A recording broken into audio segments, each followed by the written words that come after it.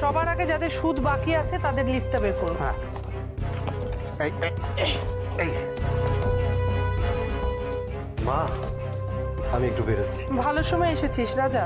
ওই কদিন আগে একটা উটকো মতো লোক এসেছিল, কি যেন নাম? ওই অঘোর রায়। হ্যাঁ হ্যাঁ, অঘোর রায়। তো ওর জমি না হোটেল কি একটা খালি করানোর কথা ছিল, সেই কাজটা হয়েছে? ওই জমিটা খালি না হলে বউ বাচ্চা নিয়ে তো পথে বসতে হবে আমাকে। না না মা, না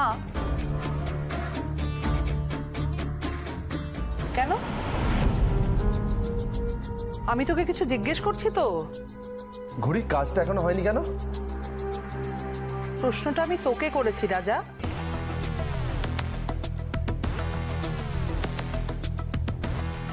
না, মানে ঘড়ির কথা ছিল খালি করানোর, আমি ওকে বলে দিয়েছিলাম। হ্যাঁ কথা মা, সব খালি করিয়ে দেবো সব। করিয়ে দেবো মানে কি?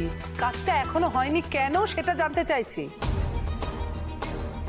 দায়িত্বটা তো তোর। হ্যাঁ মা, তুমি চিন্তা করো না।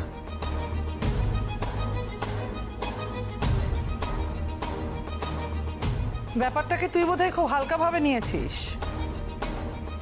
না মা, লোকটা খুব ফালতু টাইপের তো, এই বাড়িতে নেশা করে এসে তোমাকে অনেক ভুলভাল কথা বলেছিল, সেই জন্য আমি ওর কাজটা নিয়ে খুব একটা চাপ নিই। তোমার লাগেনি তো? আরে না না, আপনার সঙ্গে ধাক্কা লাগা মানে তো আপনার ছোঁয়া পাওয়া।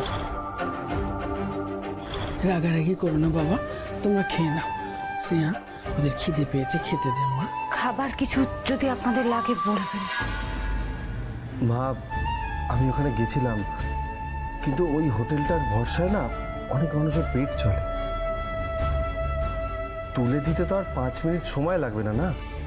তাই একবার যাচাই করে নেওয়া দরকার। তুই এত ভেবেচিন্তে কবে থেকে কাজ করতে শুরু করেছিস রাজা?